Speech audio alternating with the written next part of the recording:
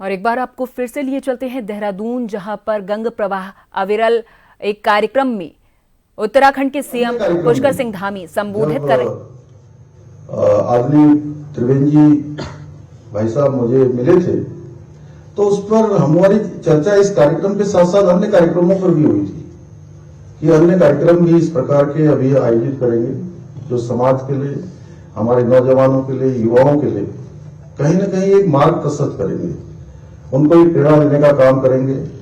आगे बढ़ने का अवसर प्रदान करेंगे। मैं गंगधारा विचारों का अविरल प्रभाव जैसी ये विशिष्ट विचारों की श्रृंखला व्याख्यानमाला का आयोजन करने के लिए देवभूमि विकास संस्थान और दून विश्वविद्यालय को बहुत अपनी तरफ से बधाई देता हूं, बहुत शुभकामनाएं देता हूं। भाई बहनों, जिस प्रकार गंगा का प्रभाव अविरल है, उसी प्रकार हमारे विचारों का प्रभाव भी हमेशा गतिमान रहता है। क्योंकि ये विषय हमारे पूज्य स्वामी जी का है और वो यहाँ पर रखेंगे, उनके मुख से निकले हुए हर शब्द हमारे लिए प्रेरणा का काम करते हैं।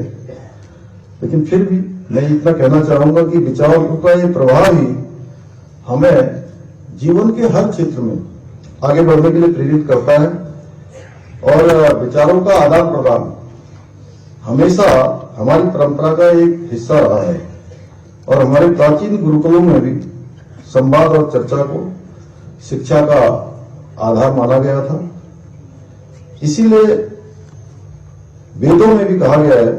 कि हमारे पास चारों ओर से ऐसे कल्याणकारी विचार आते रहें जो किसी से न तो दबे, उन्हें कहीं से बाधित न किया जा सके और जो अज्ञात विषयों को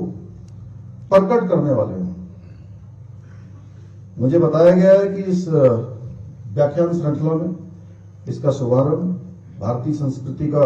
चिरंतन प्रभाव जैसे महत्वपूर्ण और गहन विषयों से हो रहा है, जिसमें हमें पूज्य स्वामी जी का